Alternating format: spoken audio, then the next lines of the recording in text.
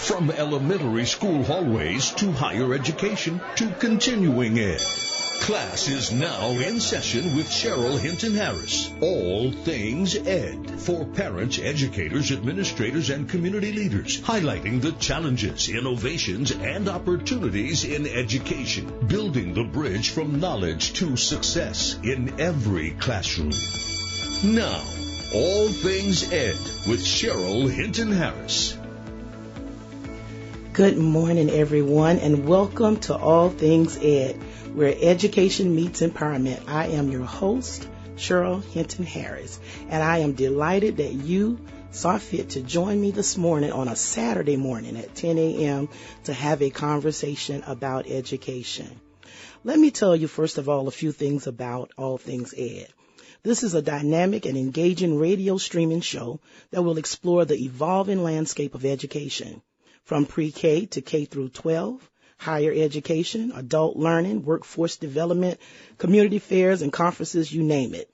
Each episode will bring together educators, policymakers, students, parents, and industry experts to discuss pressing topics, share insights, and highlight innovations shaping the future of education in our society. With the focus on real-world impact, All Things Ed provides listeners with valuable knowledge, actionable strategies, and inspiring success stories. This show will offer meaningful discussions that resonate with everyone. I am a proud mother of four children, and 2 grandsons, and I'm the wife of 27 years to my best friend, Robert. I've spent over 30 incredible years serving my community as a community leader and public official. My passion for education and community still drives everything I do today. And this show is my way of continuing the work I started, uplifting, informing, and inspiring the people who make our communities strong. Faith, family, and service are at the heart of who I am and will guide every conversation we'll ever have here on All Things Ed. So thank you for joining me on this journey. Let's grow together, let's learn together, and build a brighter future, one episode at a time. So long before the mic and this radio wave, I've been committed to making a difference. Impact has always mattered to me, not the spotlight or the stage, but the quiet, consistent moments, seeing the potential in others, speaking life, and helping people believe they can go further than they ever imagined. I've done the work from the classrooms to the boardrooms, from student and youth mentorship to education policy, from graduation stages to leadership tables. This show is an extension of all of that. All Things Ed was born out of decades of showing up, fighting for the truth, and seeing what others often overlooked. Whether I'm working with youth, parents, educators, churches, or community leaders, this show is for all of us. This is the continuation of that purpose, and I hope you will join me each Saturday at 10 a.m. as we take deep dives into the topics and subject matters that matter the most to each of us. Remember, what we don't know can destroy us or our community. Also remember that my people are destroyed for a lack of knowledge, as the word says. So welcome to All Things Ed. I just want to share a little bit about my background for those of you that may not know me. I was born and raised in Eastover, South Carolina to my amazing parents, Elizabeth and Willie Hinton. I am the youngest of 6 children. I was educated in Richland School District 1, and I'm a proud graduate of Lower Richland High School, class of 1990. I attended Midlands Technical College. I graduated with my master's in business from South University. I'm a member of Refuge Temple Church, the Southern Regional Headquarters of the Churches of Our Lord Jesus Christ, where my pastor is Bishop Sylvester K. Reed, working with the music ministry there. My husband and I have had a few ministries that we've been able to start. One in particular is our couples therapy. And then also a youth ministry called Inspire, where we mentor children between the ages of 8 and 21. And I have a women's ministry as well called Sisterhood. I've had the opportunity to serve the South Carolina School Board Association as the board of directors representing Region 8, which is Richland 1 and Richland 2. I've been a member of the W.L. Bonner Bible College Board of Directors and Ingenuity SC Board of Directors, along with the Lower Richland Alumni Foundation and the South Carolina Minority Films Institute Board of Directors. I am affiliated with numerous educational organizations on a local and national level. I am the owner of All Things Education and Personified Consulting, which is an HR recruiting firm. I'm a singer, a writer, and a producer of gospel music. Yeah. And I enjoy cooking in my spare time when there is some, and traveling with my family. But enough about me. Let's get to why we are here today. I am so excited to be joined by this amazing young man that has done some amazing things in just a short period of time in our House of Representatives. So this morning, I am being joined by Representative Robert Reese of District 70, who represents the Kershaw and Richland County communities. They've had a very, very busy session so far, the filing of several bills that could shape policy across our state. So today we are diving into what these proposals look like and what they mean for our future. So welcome to the show, Robert. We're so delighted to have you with us. Anything you want to say from the beginning about yourself to let my audience know who you are? Well, first and foremost, I want to say it's an absolute honor to be a guest on this first episode. Yes. And so thank you for inviting me. I love to talk education. Mm-hmm. My entire professional background has been in educational programming. Mm-hmm. So I've spent at least 25 years working with secondary and post-secondary students, working in administration. I was a dean of a technical college, and then was director of diversity and inclusion at the University of Minnesota, Rochester. Those are some almost persona non grata words nowadays, diversity and inclusion. But I had the opportunity to serve in that capacity before returning back to South Carolina. Mm-hmm. And since I've been here in South Carolina, I've had the phenomenal opportunity of working with Bishop Eric Davis and working with elementary STEM programming. Mm-hmm. And so I have covered the gamut from elementary students working to ensure that they start to learn science and math early, right, before they get to a place where they say, I hate math. Right. And then working all the way to the other end of the educational spectrum, working with college students. Mm-hmm. And a lot of that work really included working with non-traditional students. So working with adults who were coming back into the post-secondary educational arena, working with veterans. Under my purview also came disability services, and then also working with really challenging populations on the college campus, including male students. And we're talking about male students from all ethnicity, because we're learning that there's a declining number of male students in all ethnicities that are attending school. And so that work was, and then also working, and I'll just be honest, working with the LGBTQ community as well, and really working to make sure that there was a welcoming space on campus for all individuals. Right. So that's a part of that whole diversity and inclusion component. And it was an opportunity for me to showcase that experience. But I welcome this opportunity to talk. I welcome this opportunity to represent Kershaw and Richland County. And so let's go at it.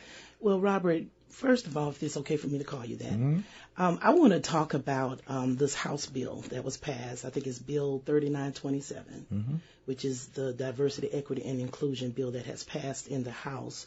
And it was interesting. I had an opportunity to view your speech on the floor. And you talked about how when you became a part of the House of Representatives, you were going to sit back, you were going to learn, but you had to come to the well. You had to speak up because of your background. And I must say, as a person that was watching, it intrigued me to hear you speak from experience. Can you speak about that moment when you were at the well, as you said, when you were talking about this bill and you were talking about the impact it would have on South Carolina as a whole? Well, you're right that I started out because I had not been in political office prior to this. And so I really needed to just sit back and take it all in because, as you know, when you're starting out, particularly in the political environment, it's almost like you're drinking from a fire hydrant. Right. It's so much information that's coming at you at one time. And so I just wanted to really just sit, look, listen, and learn. But the diversity bill hit home, and it's amazing how divine providence puts you in a place where you are exactly supposed to be at the right time. And so the thing that was most concerning to me was that the premise of the bill that we were debating had all to do with ethnicity. And diversity and inclusion and equity really spans a lot more than just ethnicity. And so I really wanted to share a little bit about what diversity and inclusion meant at the college campus where I worked. Because this was a campus, a University of Minnesota branch campus that only had one major, and it was health science. So there wasn't a major in art, there wasn't a major in history, there wasn't a major in music, just health science. And it sat contiguous to the Mayo Clinic, the #1 hospital in the world.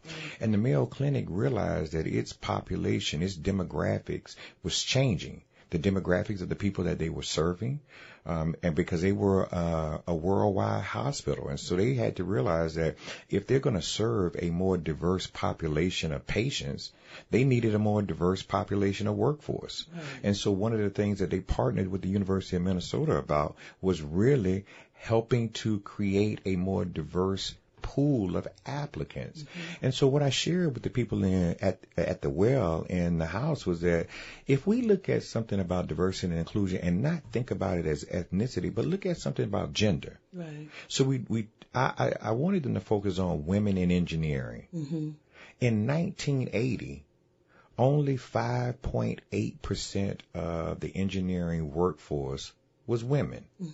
And so we included programs like Girls Who Code, or Chick Tech, or a lot of other programs specifically aimed at addressing women in science and women in engineering. And from 1980, the population of women who were practicing engineers grew from 5.8% in 1980 to 15% now.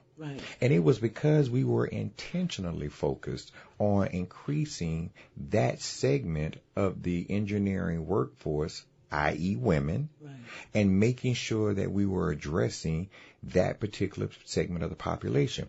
It's because of diversity, equity, and inclusion programs that we can target our work on a particular population. The thing that was really disturbing to me about the bill, and particularly about its focus in South Carolina, is it all seems to be focused about race. And the thing that was so concerning to me was in the House, we had just passed a budget that included $150 million for a new neurological center for the University of South Carolina. And I'm a University of South Carolina graduate school. I did my undergraduate work at Morehouse, but I did my graduate work at the University of South Carolina. So I'm really thankful that the university is really doing this. But if you're going to focus, and the university also has a new $300 million medical school. So you got a medical school, you got a neurological center. If you're going to have those kind of focuses, to then decide that you're going to restrict a university's ability to focus on a particular segment of the population because it's garnered or it's tailored around a particular group is detrimental. And let me just give one example in healthcare. We know that there is a rising number of individuals who are having strokes. And that's more prevalent in the African American community. It's a neurological issue. So how do you give $150 million to a neurological center and not allow them to focus on the segment of the population most detrimented by the neurology? And so this is the thing that it didn't make sense to me, and I wanted it to kind of take it outside of kind of the ethnicity range, and then show you that diversity, equity, and inclusion really does cross a lot of spectrums, including disability services, veteran services, gender issues, and race issues. Right. And I appreciate, the statement that you made when you said that, diversity, equity, and inclusion is not about race. It's about a combination of things. I believe it was Representative Cambrell Garvin that stated at the well as well.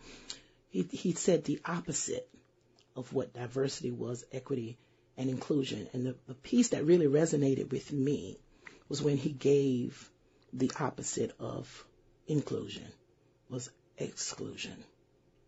It kind of hit me. And I said, well, why would we want to have something that would exclude anyone? I understand that we want individuals to gain opportunities in college and the workforce based on merit, qualifications, etc.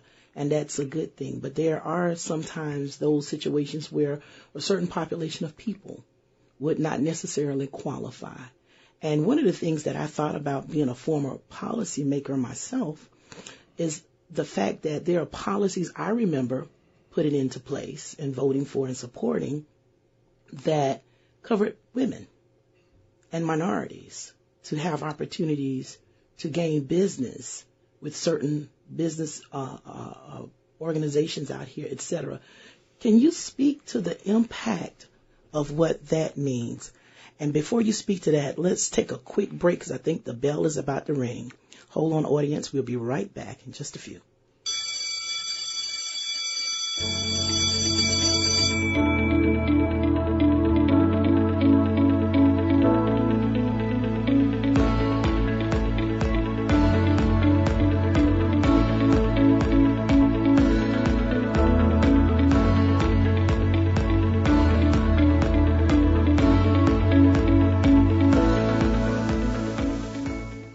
Realty and the Tailored Realty team encourage you to register now for the Advancing the Dream free homebuyer seminar for 2025. Remember, it happens Saturday, April 26, 9 a.m. till noon at Lower Richland High School Auditorium. The Tailored Realty team will be there to answer your questions about buying your first home, upgrading, or downsizing. Get registered now for the Advancing the Dream free homebuyer seminar, brought to you in part by Tailored Realty, delivering results for you.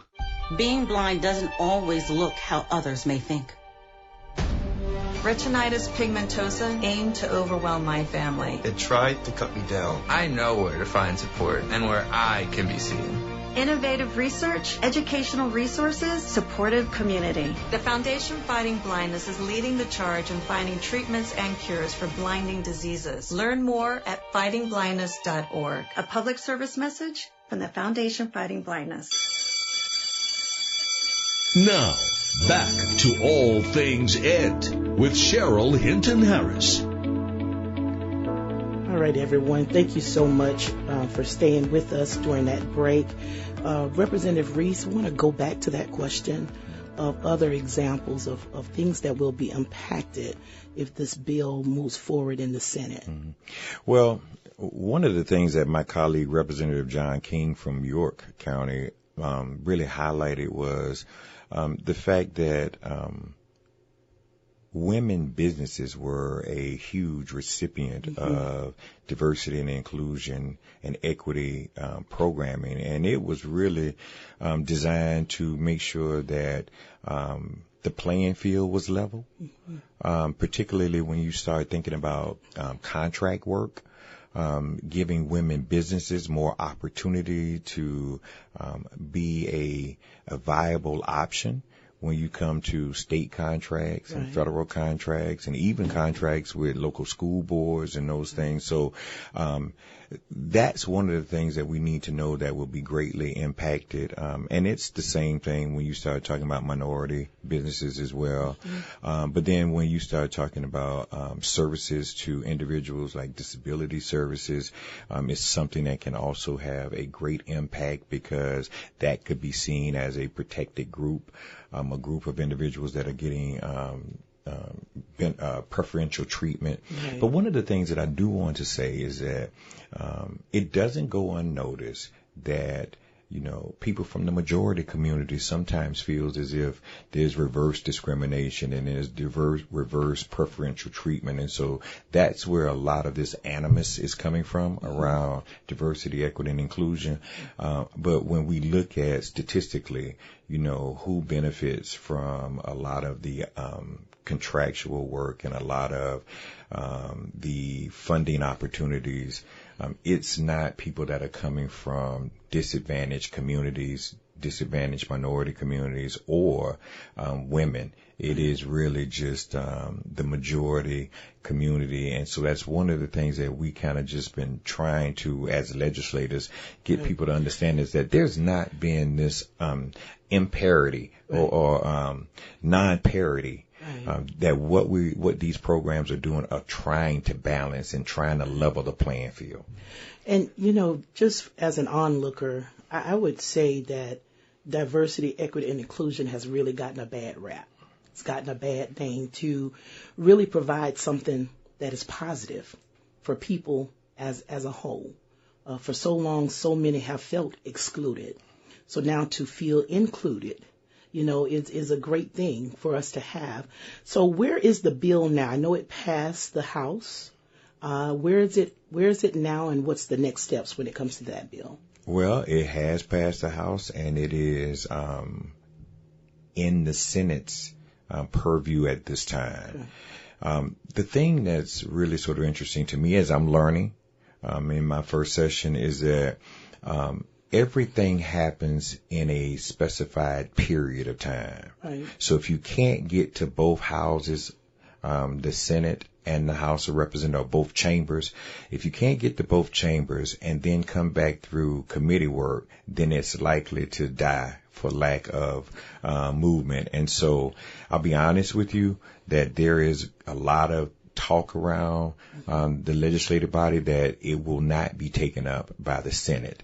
But of course, as representatives in the House, we just have to make sure we do our part to sort of fight and do our part to make sure that the public is aware of what's progressing through the House. Right. And I believe that's very important and key, is making sure that the public is made aware. And that's the purpose of the show, is to make sure that we give the information to the community so that they are not, hit with a surprise later on. They know exactly what's going on. So Representative Reese, there are a lot of pre-filed bills right now that will impact the educational system here in South Carolina.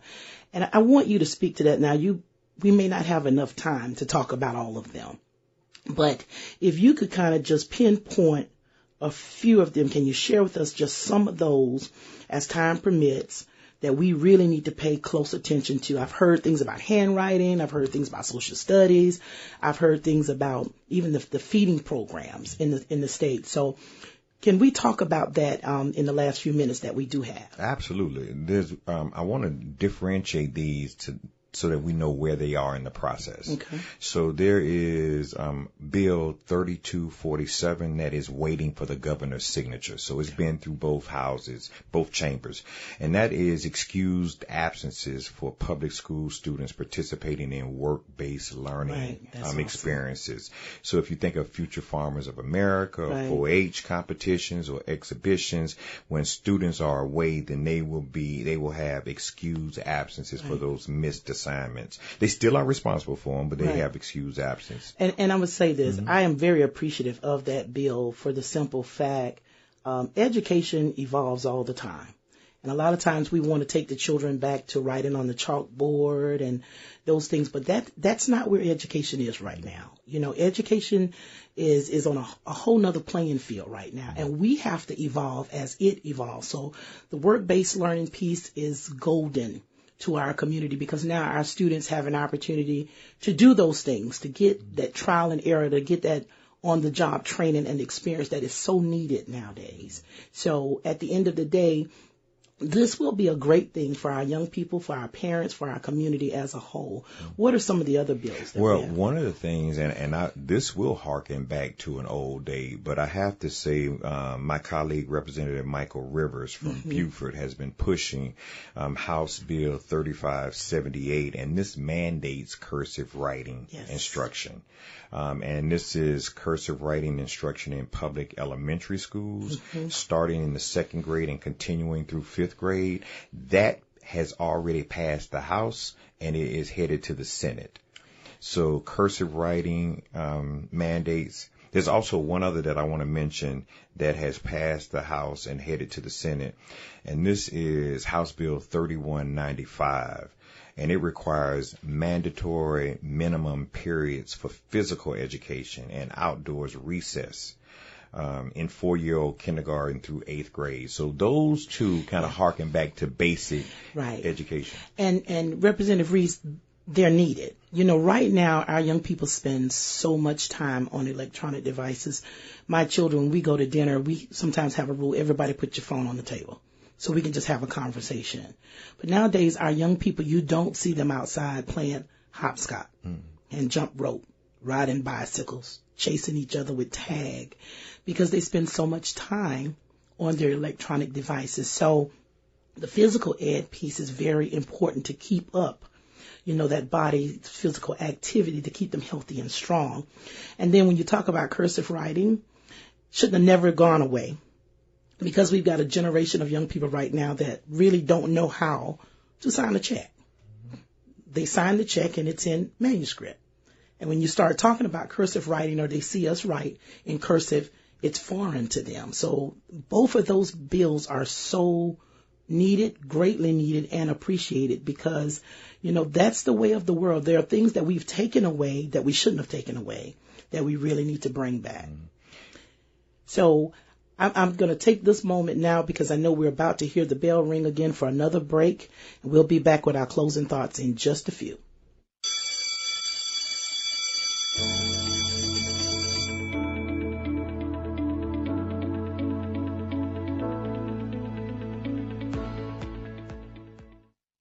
Tailored Realty and the Tailored Realty team encourage you to register now for the Advancing the Dream free homebuyer seminar for 2025. Remember, it happens Saturday, April 26, 9 a.m. till noon at Lower Richland High School Auditorium. The Tailored Realty team will be there to answer your questions about buying your first home, upgrading, or downsizing. Get registered now for the Advancing the Dream free homebuyer seminar, brought to you in part by Tailored Realty, delivering results for you. Hey, what's up, y'all? I'm Kelly Clarkson, and as the daughter of a school teacher, I know just how important education is. No matter how old you are or your situation, continuing to learn will enrich your life and help remove barriers you didn't even know were there. So much opportunity, y'all. Whether it's a foreign language, history, or a different way to look at things, take some time each day to learn something new. This message is courtesy of the United States Air Force.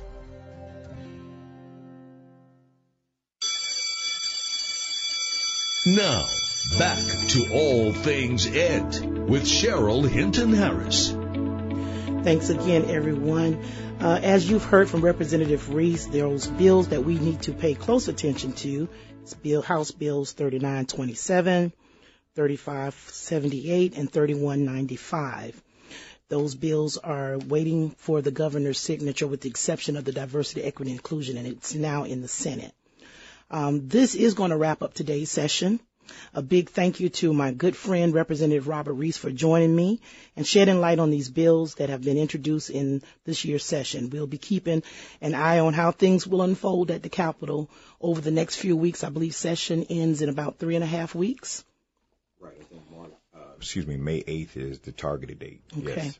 So by that date, we should know the outcome of these bills, and we will be keeping our eye on that. And, of course, my listeners, we will all be watching to see the outcome of these bills and looking forward to that cursive writing and the physical ed bill being signed into law. A special thank you on today to my sponsors. And as always, we want to thank you all for tuning in to stay informed, stay involved. And we are going to see you on next Saturday, the same time, the same place, for our next session of All Things Ed. And remember, we are all lifelong learners from the cradle to the grave. Learning never ceases and learning never stops. You've been an amazing audience, and we want to thank you for joining us on today. We appreciate your support. If you would like to reach out to us, you can reach out to us via email at allthingsed@gmail.com. Look forward to seeing you next Saturday on April the 19th. Thank you for joining us for today's discussion. Find out more when you log on to allthingsed.com. And you can send us your input, suggestions, and ideas to allthingsed@gmail.com. Join Cheryl Hinton Harris next Saturday morning at 10 a.m. when class is in session again for All Things Ed.